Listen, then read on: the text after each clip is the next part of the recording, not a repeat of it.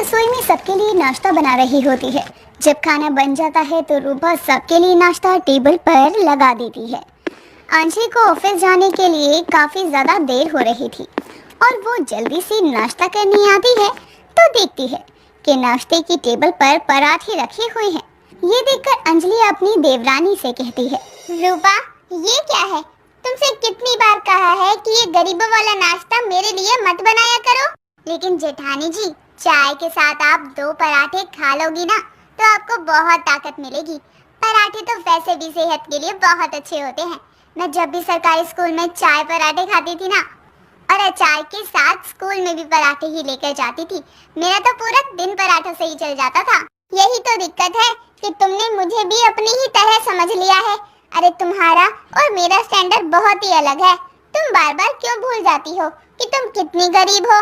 दीदी, भले ही मैं गरीब घर से आई हूँ, लेकिन अब तो आप और मैं, हम दोनों ही इस घर की बहू है ना। और शट अप, तुम अपना और मेरा कंपैरिजन करो ही मत। तुम गवार गरीब अब मेरी बराबरी कर रही हो। जाओ मेरे लिए कॉर्नफ्लेक्स लेकर आओ, वही बहुत हेल्दी होता है, मैं वही खाऊंगी। वो दीदी, मुझे कॉर्नफ्लेक्स बनाने नहीं आते। आपने सिखाए तो थे लेकिन फिर भी मुझे अच्छे से नहीं आए। आप वापस बता दो कैसे बनाने हैं, मैं बना देती हूँ आपके लिए। एक यही तो दिक्कत है तुम जैसे गरीब लोगों की। दुनिया में कितनी नई नई चीजें आ गई, लेकिन तुम्हें पता नहीं मीठे के नाम पर गुड़ खा लोगे और तीखी के नाम पर मिर्ची। हाँ। दीदी, जहाँ तक मुझे पता है कि आपके कॉर्नफ्लेक्स ताने देने से तो नहीं बनते, तो क्या फायदा मुझे सुनाने का? इससे अच्छा तो यही है कि आप बता दो। आपको देरी भी तो हो रही होगी ना। ये लो मेरा फोन और इसमें वीडियो देखकर बना दो जल्दी से कॉर्नफ्लेक्स। तब तक मैं अपना बाकी का काम निपटा लूं, वरना तुम तो लेट करके ही मानोगी।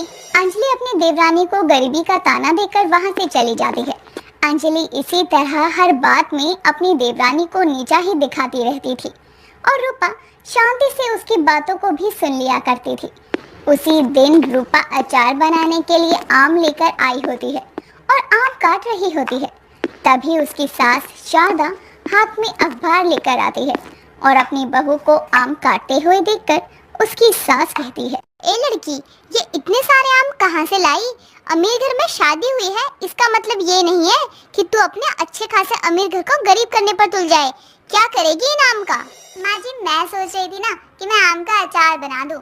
खाने में सबसे ज्यादा कमी अचार की लगती है और मुझे काफी ज्यादा अचार बनाना भी आता है, तो बस इसलिए मैं अचार बना रही थी। बहू, ये अचार बनाएगी ना, फिर पूरे घर में तेरे ही अचार की बदबू ही आएगी। माँ जी, अब अचार बनेगा तो थोड़ी बहुत तो महक आएगी ही ना। और चिंता मत करो, मैं धूपबत्ती जला दूंगी, पूरे घर में महक आने लगेगी। और धूपबत्ती से घर में भी सकारात्मक ऊर्जा आती है। कभी तो तू अपनी गरीबी से उठकर ऊंचा सोच लिया कर। या तूने ये ठान ही रखा है कि मैं गरीब हूँ तो गरीब की तरह ही रहना है और आसपास वालों को भी गरीबी का स्वाद चखाना है?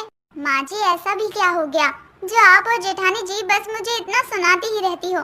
अरे मैं भी तो इसी घर की बहू हूँ ना, तो मुझे बहू की तरह क्यों नहीं रखा जाता है? बहू, तू है ही इतनी गरीब, अब अपनी जेठानी को ही देख ले। एक तो इतनी अमीर है, ऊपर से इतनी अच्छी जॉब करती है, वो पैसे लाती है घर में, ना ही तेरी तरह बस उड़ाती रहती है। माँ जी, लेकिन अब तो मैं आम ले आई हूँ ना, तो इसे फेंक थोड़ी सकते हैं, मैं इनका अचार ही बना देती हूँ। बहू, तुझे समझने में भी कोई परेशानी है क्या? अरे पहली बात तो अचार गरीबों के लिए ही होता है, उन्हें कुछ नहीं मिलता तो वो अचार रोटी खा लेते हैं। ऊपर से हम अगर अचार खाएंगे तो बाहर से ही मंगवा लेंगे ना।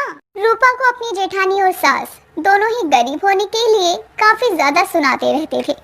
ऐसे ही एक दिन रूपा और उसकी जेठानी अंजलि दोनों घर का राशन लेने जाते हैं। रूपा एक किराने की दुकान के सामने रुकती है और अपनी जेठानी से कहती है, दीदी, अब तो हमारे घर के पास ही एक नई दुकान खुल गई है। अच्छा है, अब हमें ज्यादा दूर नहीं जाना पड़ेगा। चलो सामान ले लेते हैं, जल्दी काम खत्म हो जाएगा हमारा भी। क्या तुम यहाँ से घर के राशन का सामान लेती हो? अरे यहाँ क्या तुम पाव और किलो में छूट मांगती हो? आप ऐसे क्यों बोल रही हो? घर का राशन ही तो भरवाना है और घर के पास दुकान खुल गई है तो ये तो हमारे लिए ही अच्छा हुआ ना। अब हमें दूर नहीं जाना पड़ेगा सामान लेने के लिए, अब हम यहीं से सब ले लेंगे। और ज्यादा सामान लेने पर सच में हमें कुछ तो छूट देगा ही नहीं। अरे कभी किराए की दुकान पर अपनी उधारी को छोड़कर आगे बढ़ो, तुम्हें नहीं पता, लेकिन अब मॉल की तरह घर की राशन का भी मॉल है। तुम्हारी बनिया की दुकान में किलो भाव करने से अच्छा है अब बीकेडी चलते हैं। वो भी बनिया की दुकान ही होती है, लेकिन बात तो उसमें कुछ और होती है। बीकेडी, ये क्या होता है? मैंने कभी नहीं सुना बीकेडी। अपने शहर में भी है क्या या किसी दूसरे शहर में है? अपने शहर क्या, हर मोहल्ले में होती है, वो भी एक नहीं दो तीन। उसमें घर के राशन का सारा सामान अलग अलग तरह का मिल जाएगा। हमें चारों दुकान के चक्कर नहीं लगाने पड़ेंगे। मुझे भी देखनी है अब तो कि आखिर ये बीकेडी की दुकान है क्या। आखिर मैंने तो कभी नहीं देखी। मैं तभी तो बोलती हूँ, गरीब की सोच कभी गरीबी से उठ नहीं सकती।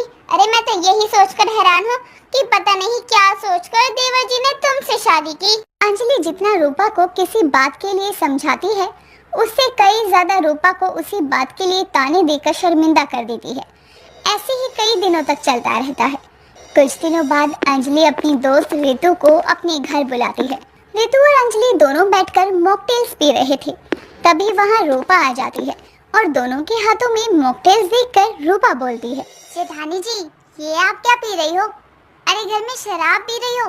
माँ जी ने देख लिया तो कलेश हो जाएगा। रूपा, ये क्या बकवास कर रही हो? दिखाई नहीं दे रहा मेरी दोस्त आई है? यहाँ फालतू में मेरी नाक मत कटवाओ, जाओ यहाँ से। जेठानी जी, आप समझ नहीं रही हैं, शराब अच्छी चीज नहीं होती, आपको नहीं पीनी चाहिए, बहुत बेकार होती है। सेहत तो खराब होती ही है, लेकिन आसपास के लोग भी शर्मिंदा कर देते हैं। ये कौन है अंजलि? तुम्हारे घर में ऐसे कैसे लोग हैं? मॉकटेल्स को शराब बोल रही है, कितनी गवार है ये। मैं बोल रही हूँ तो समझ नहीं आ रहा रूपा तुम्हें? जाओ यहाँ से। रितु की बात सुनकर अंजलि को और भी ज्यादा गुस्सा आता है और वो जबरदस्ती रूपा को वहाँ से भेज देती है। अंजलि बाहर वालों के सामने भी अपनी देवरानी का अपमान करती है। ऐसे ही कई दिनों तक चलता रहता है।